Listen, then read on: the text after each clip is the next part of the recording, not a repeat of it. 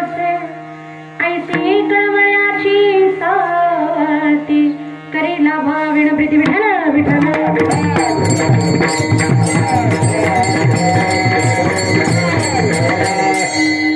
उपदत्तात्रया दंडधारी पदी पादुका शोभती सौख्यकारी दया सिंधुजाची पदे दुःखहारी तुम्हा वीण दत्ता मला कोण तारी महायोग पीठे तटे भीमरथ्या वरं पुंडरीकाय दातुं मुनिमुद्रैः समागत्य तिष्ठन्तमानन्दकन्दं परब्रह्मलिङ्गं भजे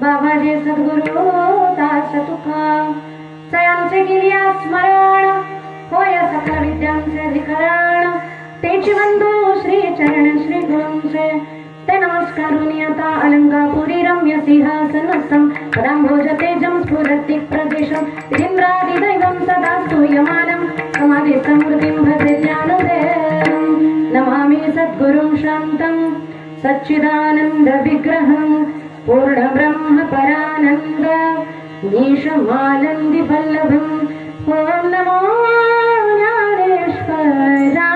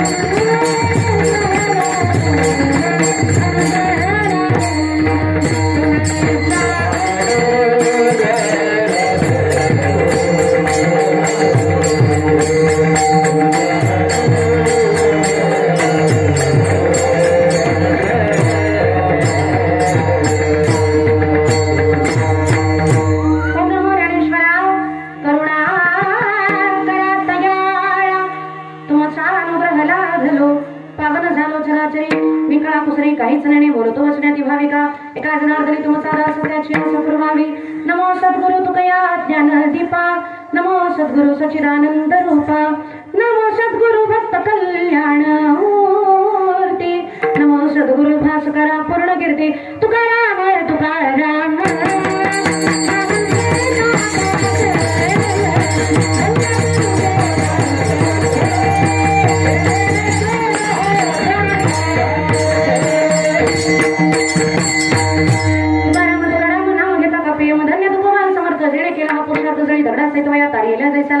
म्हणे रामेश्वर भट्ट द्विजा तुका विष्णू नाही तुझा शरणागत दीनार्ते परित्राण परायणे सर्वस्यार्ति हरे देवी मुक्ताबाई नमोस्तुते विठ्ठल विठ्ठल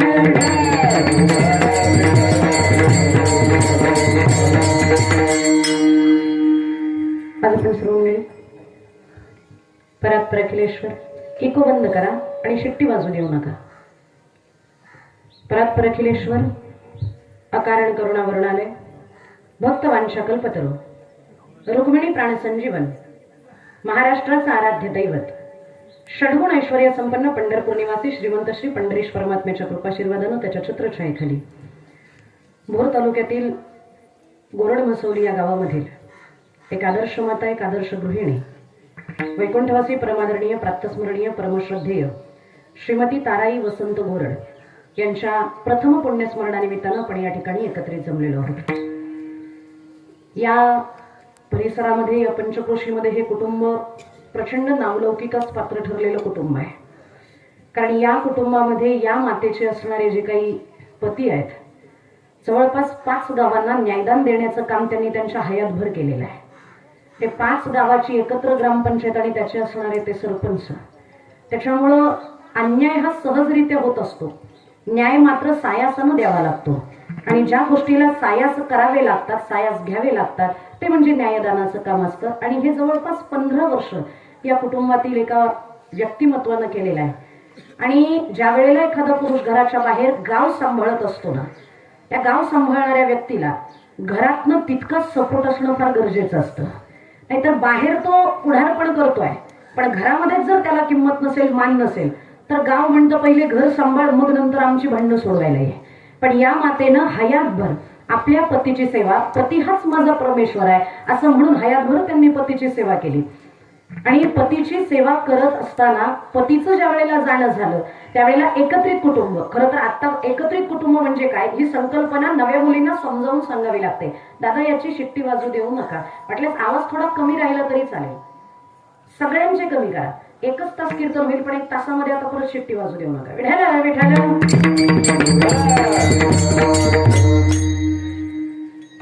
ज्या वेळेला एकत्रित कुटुंब पद्धती सांभाळावी लागते, 4 माणसाचं कुटुंब सांभाळायचं म्हणलं तरी आजकाल मुलींना कंटाळा येतो.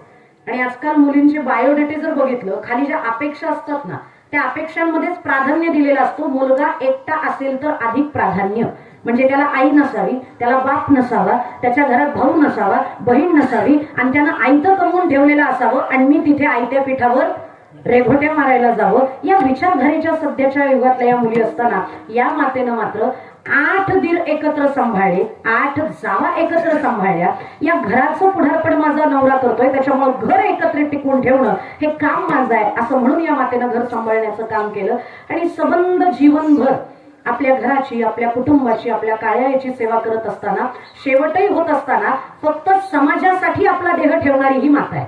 म्हणजे ज्या वेळेला बनवा लागतो, आपण आपल्या माणसांचा विचार करतो, नवल नाही हो, पण या जंगलातल्या प्राण्यांचा विचार कोण करणार आहे? त्यासाठी मातृत्व असावं लागतं, त्यासाठी एका बाईचं अंतकरण असावं लागतं. अरे जशी माझी लेकरं आहे तशी या जंगलामध्ये फिरणारी सुद्धा जी काही पशु पक्षी आहेत, जी मुकी जनावर आहेत, त्यांचा जीव सुद्धा मी वाचवला पाहिजे. आणि मग वनवा लागल्यानंतर नाही तो पेटवलेला जो कोणी वनवा आहे तो भिजवणं माझं काम आहे, त्यासाठी त्या गेल्या आणि त्याच्यामध्ये त्यांना देह ठेवावा लागला. म्हणजे समाजसेवेचं व्रत हे पतीकडनंच त्यांना मिळालं. एकतर गायकवाड कुटुंबातून त्या आल्या, तिकडनं येताना त्यांच्या माहेरकडचे जे संस्कार आहेत ते घेऊन आल्या, आणि इकडे आल्यानंतर समाज म्हणजे काय, समाज कसा सांभाळावा लागतो हे पतीकडनं त्यांच्यावरती असणारे हे मूळचे संस्कार. त्याच्यामुळं माझ्या घरा व्यतिरिक्त समाजाचंही मी काहीतरी देणं लागते या भावनेतनं त्यांनी त्यांचा शेवटही अशाच पद्धतीनं करून आणला. मला सांगायचं एकच आहे, घरातली स्त्री ही मातृत्वानं रसरसलेली असते. आणि ज्या घरामध्ये आई आहे त्या घरामध्ये त्रैलोक्यातले तिन्ही देव विराजमान असतात. ज्या घरामध्ये आई नाही त्या घरामध्ये तुमच्याकडे संपत्ती कितीही असेल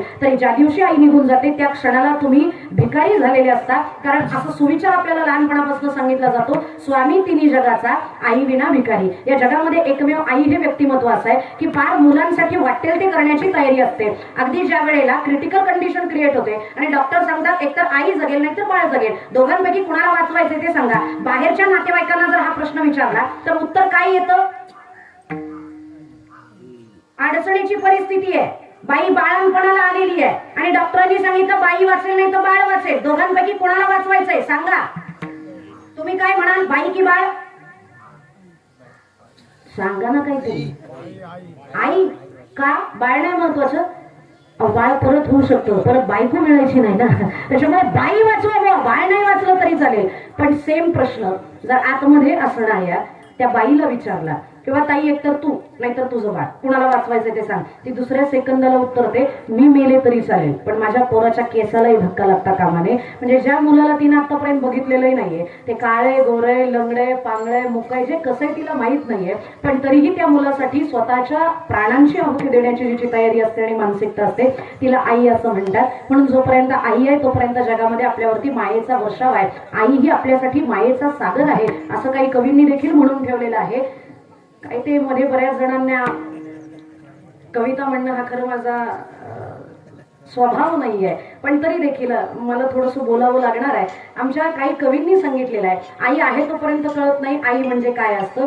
आई म्हणजे काय असतं, घरातल्या घरात गजबजलेलं एक गाव असतं, असते तोपर्यंत कळत नाही आणि गेल्यानंतर पळायला रान पुरत नाही. आई म्हणजे काय रे, दुधावरची साय रे, आयुष्यभर प्रेम देऊ सहजच होतो जाय रे. किंवा अजून एके ठिकाणी आई हा माझा मायेचा सागर आहे हे सांगत असताना एक कवी असं म्हणतात, आई माझी मायेचा सागर दिला तिने जीवनाला आकार. आई वडील माझे थोर काय सांगू त्यांचे उपकार, जीवनाच्या पाठीवरती किती असतो त्यांचा आधार. आई माझी मायेचा सागर दिला तिने जीवनाला आकार. आई आहे तोपर्यंत मायेचा सागर आपल्या आयुष्यामध्ये अस्तित्वात असतो आणि ज्या दिवशी आई निघून जाईल त्यावेळेला प्रेमानं मायेचा हात फिरवणारं व्यक्तिमत्व आयुष्यातनं निघून गेलेलं असतं. तुम्ही कितीही टेन्शन मध्ये असलात ना, कधी जर हा प्रयोग केला नसेल तर करून बघा. टेन्शन मध्ये असल्यानंतर तुमचा चेहरा तुम्ही टेन्शन मध्ये आहात हेच सांगत असतो. घरी आल्यानंतर चेहरा कोणालाच दाखवू नका, फक्त आईला दाखवा. चेहरा पाहून ती ओळखते माझ्या लेकराला काहीतरी ताण आहे, ती पटकन त्या मुलाच्या जवळ येते. आता त्याचं बाहेरचं काय टेन्शन आहे आणि ते टेन्शन दूर करण्याचं सामर्थ्य तिच्यात नाहीये किंवा मी एखादा सल्ला देऊ शकते किंवा एखादा विचार सांगू शकते, काही नाही. ती आई फक्त त्या मुलाच्या जवळ जाते, पाठीवरनं मायेचा हात फिरवते आणि एकदा का आईनं पाठीवरनं मायेचा हात फिरवला ना की ती अनुभूती काय असते हे एका ठिकाणी तुकोबराय सांगतात. भाग गेला क्षण गेला भाग गेला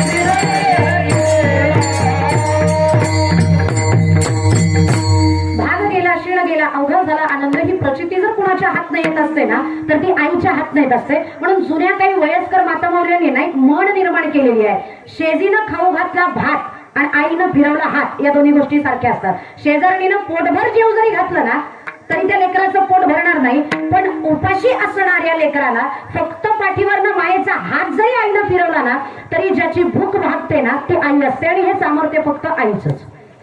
काही काही लोक आजकाल कीर्तनकारांनी जर आई हा विषय सांगायला लागला ना, एका ठिकाणी माझं दशक्रिया विधीचं प्रवचन होतं आणि मी तिथं आई वडिलांचं महात्म्य सांगत होते. प्रवचन झाल्यावर एक शहाणा माझ्याकडे आला आणि तो मला म्हणला, ताई आईनं मला जन्म दिला, हे आईनं माझ्यावर उपकार नाही केले, उलट मी तिच्यावर उपकार केले.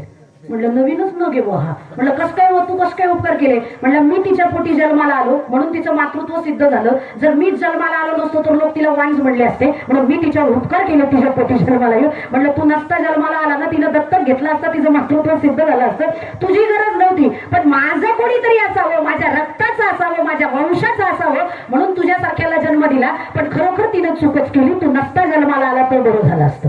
पण काही प्रचंड विचित्र मानसिकतेची लोक आहेत. काही लोक म्हणतात तुम्ही टॉर्चर करता. प्रत्येक कीर्तनामध्ये आई सांगतो, बाप सांगतो. हा आम्ही सांभाळतोय आई बापाला घरात. या मताशी मी पण सहमत आहे. पुणे जिल्ह्यामध्ये 99% लोक असे आहेत की जे आपल्या आई वडिलांना घरातच सांभाळतात. वाक्य नीट ऐका.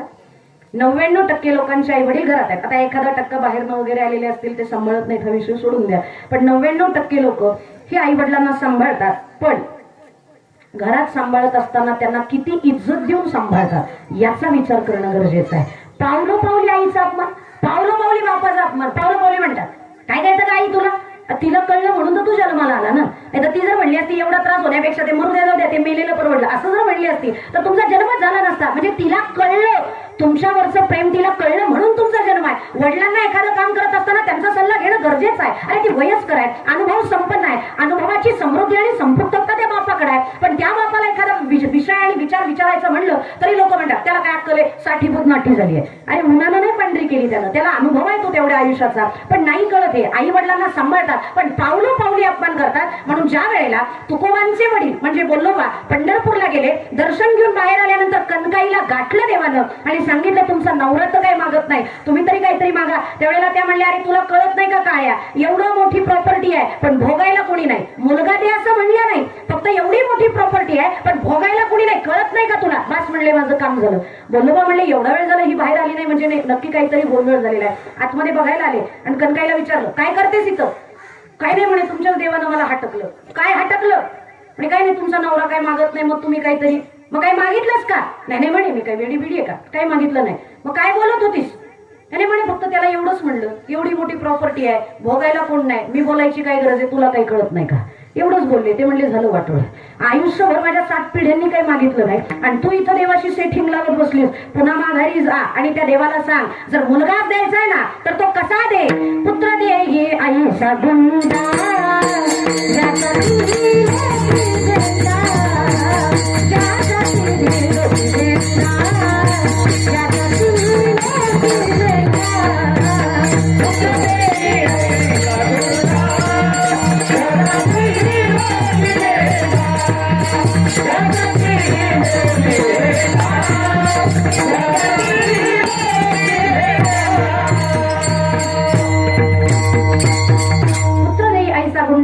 तिन्ही लोके झेंडा किंवा पुत्री आईसी देई जायचे मीरा मुक्ताबाई अशी मुलं जन्माला आली तर ठीक येतो. नाही तर जी मुलं म्हणतात की बाबा यांनी आमच्यावरती उपकार केले नाहीत आणि काय केलंय. बऱ्यापैकी लोक हा प्रश्न विचारतात आई बाबांना काय केलंय तुम्ही आमच्यासाठी, काय केलंय. एका मुलाला असाच प्रश्न विचारला आईला काय केलंय तू आई माझ्यासाठी. प्रत्येक वेळेला उत्तर म्हणते बाळा मी तुझ्यासाठी काय केलंय तुला माहितीये का, काय केलंय माहितीये का, एकदाच सांगूनच टाक काय केलंय माझ्यासाठी.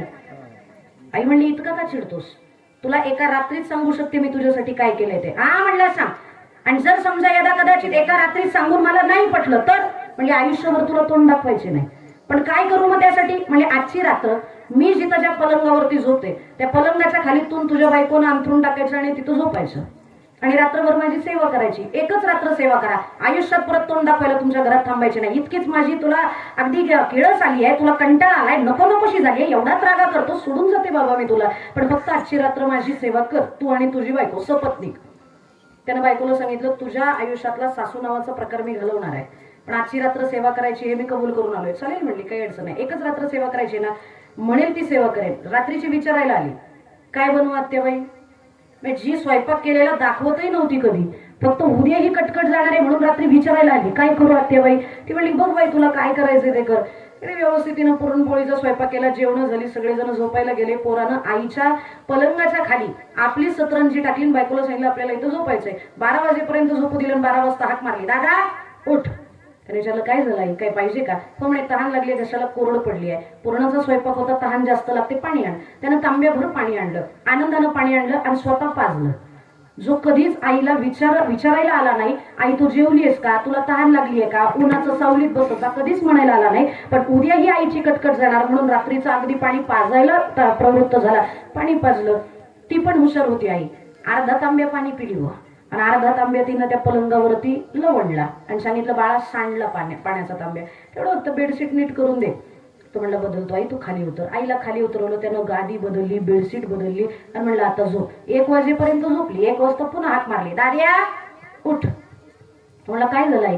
आणि तहान लागली. अगं आता तासाभरापूर्वी पिली होती. वय झालंय म्हणली, आता लागतं बाबा मला तासाला पाणी, आण पाणी. हा परत उठला, परत पाणी आणायला गेला, पाणी आणलं, परत एकच घोट पिली, अख्खा तांब्या सांडवला. आता मात्र चिडला, अगं काय करतेस, मगाशी पण पाणी सांडलं, आताही पाणी सांडतेस, याला काय अर्थ आहे का? चुकून सांडलं बाळा, बदल ना. त्यानं परत तिसरी गादी टाकली आणि ते साफ केलं आणि परत आईला झोपवलं. आता मात्र 2 तास गप बसली म्हातारी आणि 3 वाजता परत उठवलं, दाद्या उठ. आता मात्र दाद्या असा चिडला, बोट मोडत म्हणलं, म्हातारी मेली परवडली बघा, काय हिनं कटकट लावली माझ्या पाठीमागं. एकदा दिवसभर राबतोय आणि तासाला म्हातारी उठे, काय झालं काय, मगाशी तर पाणी पिले, आता काय पाहिजे म्हणे, पाणीच पाहिजे.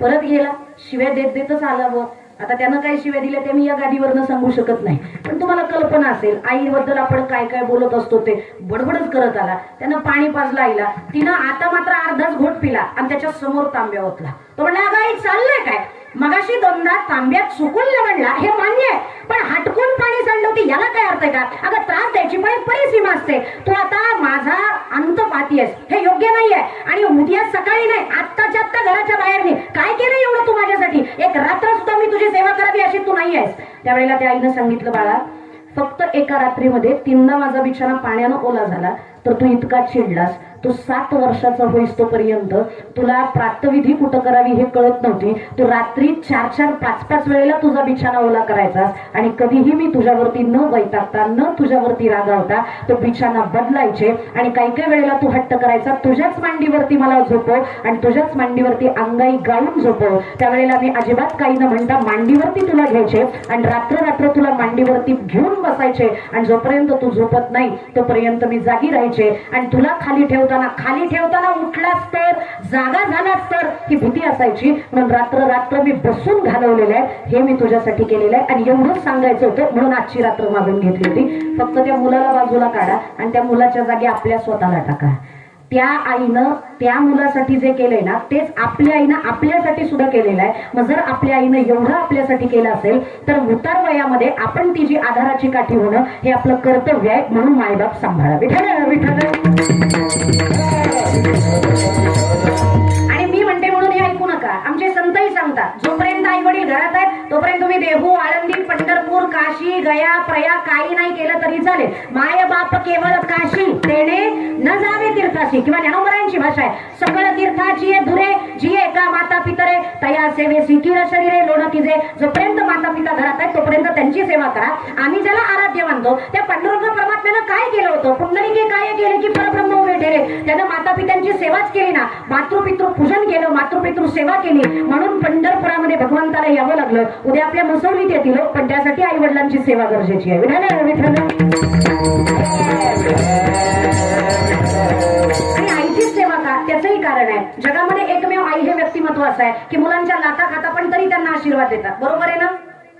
बरोबर बोलते ना मी? लाथा खाता पण तरी आशीर्वादच देता ना? खाल्लेत ना लाथा? नाही म्हणतात, अजून काही पोरांनी मारलेलं नाही. पण जगामध्ये एक पण स्त्री अशी नाही की जिनं मुलांच्या लाथा खाल्लेल्या नाहीत. मूल जन्माला आल्यानंतर मारत नसेल, पण बाळ पोटात असताना 8व्या-9व्या महिन्यात ते लाथ मारतात ना. मग लाथ मारल्यावर आईला राग यावा ना, कार्ट्या आत बसून लाथ मारतोस काय, ये बाहेर, इंटरेस्ट सकट तुला परत फेड, ते व्याज सकट तुझ्या लाथा तुला माघारी नाही दिल्या तर बोल. पण नाही, लाथ खाल्ल्यानंतर ती आई काय म्हणते माहितीये का? लाथ मारते म्हणजे खेळते बरं का, सुखरूप आहे बरं का. लाथ खाऊन खुश होणारं व्यक्तिमत्व कोणतं असेल ना तर ते आईच आहे. त्याच्यामुळं आईची सेवा करणं हे अपरिहार्य आहे. आणि तिच्या अंतकरणामध्ये आपल्या मुलांचं हित व्हावं याच्या व्यतिरिक्त दुसरा कुठलाच विषय नसतो. आणि हेच तुकोबा अभंगाच्या प्रथम चरणात सांगतात. लेकराचे हित, लेकराचे हित, लेकराचे हित,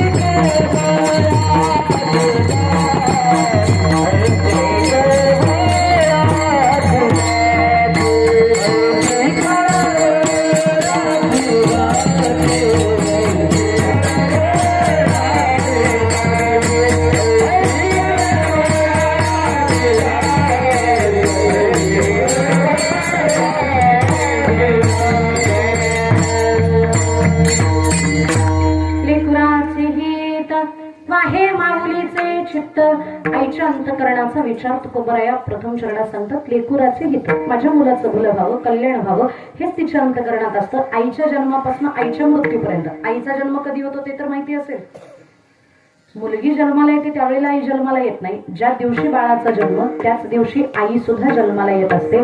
बाळाबरोबर दुसरा जन्म आईचा होत असतो आणि त्या दिवसापासून, त्या जन्मापासून ते आई मरेपर्यंत तिच्या अंतकरणात फक्त माझ्या मुलांचं हित झालं पाहिजे, कल्याण झालं पाहिजे हा विचार असतो. मुलांच्या फक्त हा विचार लक्षात येत नाही, हे दुर्दैव आहे. मुलांना थोडंसं उशिरा कळतं, मुलीला मात्र थोडासा हा विषय लवकर कळतो की माझ्या आईचं माझ्यावरती किती जीव आहे ते. कारण मुलाला आई तेव्हाच सोडून जाते ज्या वेळेला ती या देहाची यात्रा संपवते, पण मुलीला मात्र आई तेव्हा कळते ज्या वेळेला ती माहेर सोडून सासरी जाते. माहेरी असताना आई कधीच लेकीला जास्त काम पडू देत नाही. का? कारण माझ्या लेकीला सासरी गेल्यानंतर काम करावंच लागणार आहे. तिथं तिला आयुष्यभर राबायचे, तिला सुख फक्त माझ्या घरी आल्यानंतर मिळणार आहे. म्हणून ती माहेरी असेपर्यंत गरम ताट त्या लेकीसाठी आई बनवून देत असते. तीनदा ताट गार होतो, तीनदा ताट गरम केल्या जातं, चौथ्यांदा तिच्या तोंडात घास भरवल्या जातो. बाई हातातलं काम सोड, खाऊन घे, लग्न झाल्यावर हे गरम ताट मिळायचं नाही. त्या गरम ताटाची किंमत तिला त्या क्षणाला कळत नाही. पण ज्या दिवशी ती लग्न होऊन माहेर सोडून सासरी जाते, सुरुवातीचे 2 महिने पण काही लक्षात येत नाही, कारण नव्याचे 9 दिवस असतात, त्याच्यामुळे सगळी माणसं सांभाळत असतात. पण नवरी जुनी झाली ना, सुरुवातीला फक्त सुरुवातीचं 1 वर्षभर तिची मजा येती जाती असते, म्हणून वर्षभर नवरी असते. आणि नंतर ती कामवाली जे बाई होते ती शेवटपर्यंत कामच करत राहते. वर्षभरानंतर तिच्यावरती लोड पडतो. मग घरातलं धुणं, भांडी, झाडून, फरशी, स्वयंपाक, सगळ्यांना जेवण वाढायचं. सगळ्यांचं जेवण झाल्यावर खरकट काढायचं आणि खरकट काढल्यानंतर, भांडी घासून झाल्यानंतर ज्या वेळेला ती जेवायला बसते त्यावेळेला तिच्या लक्षात येतं ताटामध्ये घेण्यासाठी भाकरी तर आहे, पण ती भाकरी ज्या भाजी बरोबर खायची आहे ती भाजी सगळ्यांनी संपवलेली आहे. मला आता कोरड्या भाकरी तोडाव्या लागणार आहेत. ज्यावेळेला तिला कोरड्या भाकरीचा घास तोडावा लागतो ना, त्या कोरड्या भाकरीमध्ये तिला तिची आई आठवते. लग्नाच्या अगोदर पहिलं गरम ताट माझ्यासाठी असायचं, आता मात्र लग्नानंतर भाकरी कोरडी खावी लागते, त्याला भाजी नाही. त्यावेळेला टचकन तिच्या डोळ्यामध्ये पाणी येतं, तिला तिची आई आठवते. आणि ज्या वेळेला ती माहेरी जाते, माहेरी आल्यानंतर ती सगळ्यात पहिल्यांदा काम करते. उमऱ्याच्या अलीकडनंच पहिली हाक अगदी आर्ततेनं मारते ती म्हणजे आई. आई म्हणून हाक मारल्याबरोबर हातातलं काम टाकून माझी लेक आली म्हणून उमऱ्याच्या बाहेर धावत येणारी असते ना, ती आई असते. ती आई धावतच येते आणि त्या मुलीला पाहिल्यानंतर तिला मिठी मारते. आणि एकदा का त्या आईनं मिठी मारली रे मारली, त्या लेकीचे 2 थेंब त्या आईच्या खांद्यावरती पडले ना की सगळं त्या लेकीचं दुःख दूर होत असतं. आणि ज्या लेकीनं आतापर्यंत आईला मिठी मारली नाही तिच्यासारखी दुर्दैवी लेक या जगामध्ये कोणतीच नाही. कारण आईच्या फक्त मिठीमध्येच दुःख हरण करण्याची क्षमता असते. आणि जर गप्पा मारायला लागल्या ना तर बहिणाबाईंचं एक वाक्य आहे, गुज बोलता मनीचं सांदणी आली मधा. गुज बोलता मनीचं सांदणी आली मधा, माझी दुरून आली राधा. जर लेक आली ना माहेरी तर रात्र रात्र ज्यांना गप्पा मारायला पुरत नसतात ना ती आई असते. काय गप्पा मारत असतील त्या 2 जीवांनाच माहिती, पण रात्रभर माझ्या लेकीचं तिकडं कसं आहे, काय चाललेलं आहे हे विचारपूस करणारी असते, गप्पा मारणारी असते, ती आई असते. म्हणून लेकीला आई जरा लवकर कळते, कारण लेकीसाठी फक्त ती आई नसते तर ती तिची मैत्रीण असते, ती तिची सखी असते. मनातलं बुज बोलण्याचं एकमेव हक्काचं ठिकाण ते म्हणजे आईचं असतं. त्याच्यामुळे या गोरड कुटुंबात आई निघून गेल्यामुळे त्यांचे 2 चिरंजीव आहेत, त्यांना दुःख होणार साहजिक आहे. पण चंदनशिव कुटुंबात दिलेली त्यांची जी एक कन्या आहे तिला सगळ्यात जास्त दुःख आहे. कारण इथून पुढे आई म्हणून आता कोणाचा हाक मारो हा प्रश्न त्या कन्येला असणार आहे. मला कधीच माहेरी आल्यानंतर विदाऊट साडीची, साडी न घेता तिनं कधी पाठवलं नाही. भाऊ घेतील हो, पण आईच्या साडीमध्ये जी माया होती ती इतर कोणाच्या नसणार आहे. त्याच्यामुळे त्या लेकीला आज आई निश्चित आठवणार आहे. कारण त्या लेकीला कळलेलं असतं माझ्या आईच्या अंतकरणात फक्त एकच विचार आहे, लेकुराचे हित वाहे माऊलीचे चित्त. आईचा जीव एवढा का, त्याचं कारण तुकोबा अभंगाच्या 2य चरणात सांगतात.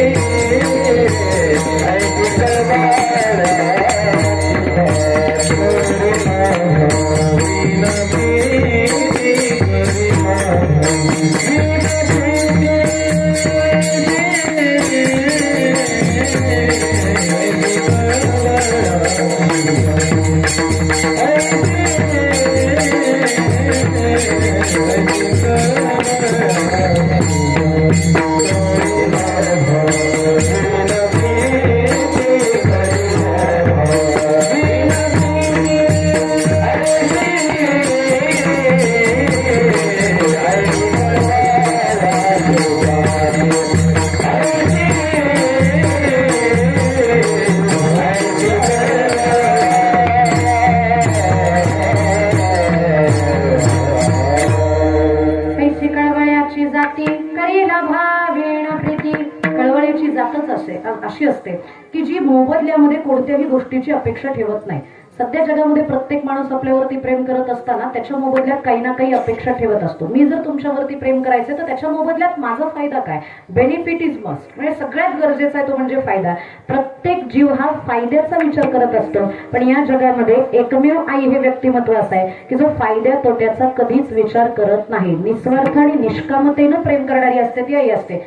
कधी इथल्या कुठल्या आईनं असा करार करून घेतलाय का मुलांबरोबर? लहानपणी मी तुला सांभाळले, म्हातारपणात तू मला सांभाळायचं, आणि जर तू मला